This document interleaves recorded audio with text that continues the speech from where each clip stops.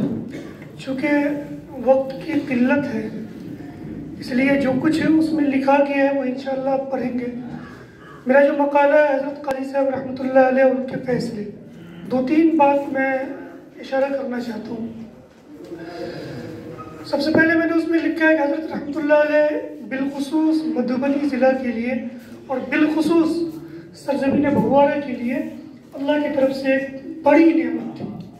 चूँकि अब तारीख़ को पढ़ेंगे, इस खित्ते की तारीख़ को, तो हज़रत क़ाज़ी साहब रहमतुल्लाह अलैह से पहले भगवाड़ा की सरज़मीन पर कोई आलिम दीन नहीं था।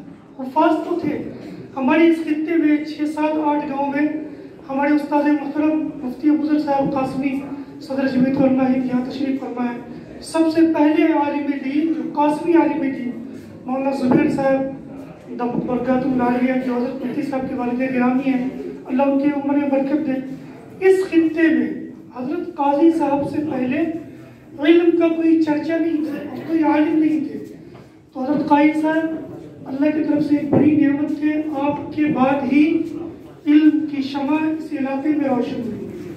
नंबर 2 कि क़ाज़ी साहब के फैसले, मुझ जैसे नाकारा तालिब इल्म को ये अल्लाह ताला ने ये मौका दिया कि हज़रत क़ाज़ी साहब के आखिरी ज़माने में 5 साल दारुल क़ज़ा में हज़रत के साथ रहकर 2 घंटे का मौका मिला।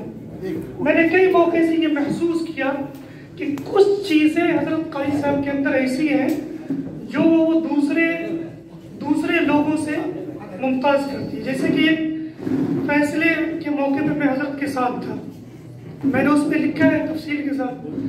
मामला ये था कि मुद्दइया फरीक़े अव्वल खातून ने ये दरख्वास्त दिया उसने मुआशरत और रुखसती के लिए।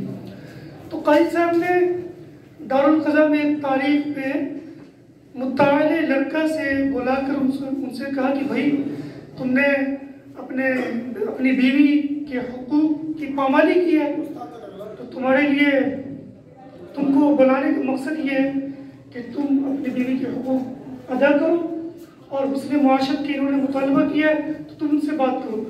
लेकिन वो जो मुद्दा है वो लड़का इतना अक्खर जबान कर, इतना बदतमीज़ कि वो हज़रत क़ाज़ी साहब से बात करने का सलीका उनको नहीं था। बार बार हज़रत मोहम्मद से कुरान और हदीस उनको बतला रहे थे, लेकिन वो फरीक़ अव्वल अपने बीवी से बात करने को तैयार नहीं था।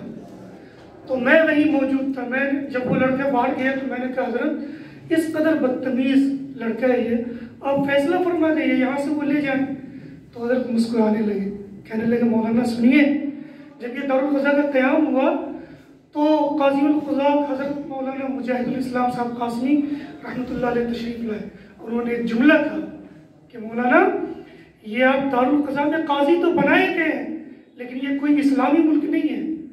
आप एक ऐसे मुल्क में दारुल क़ज़ा चलाएंगे यहाँ काजी बनकर नहीं रहिएगा, बल्कि कौम के लिए एक मुस्लिह बनकर रहिएगा। तो हज़रत फरमाते थे कि मुझे हर फैसले में हज़रत की ये बात जहन में रहती थी। जहाँ तक अंत तक ये कोशिश होती थी कि किसी भी मसले में फैसला करने से पहले मामला किसी तरीके से सुलह के ज़रिए से फरीक़ैन के दरमियान मामला को हल किया जाए। इंशाअल्लाह बहुत सारी बातें उसमें आई हैं, इंशाअल्लाह जब मुताला करेंगे तो इंशाअल्लाह उसे पढ़ने का मौका मिलेगा। अस्सलाम वालेकुम।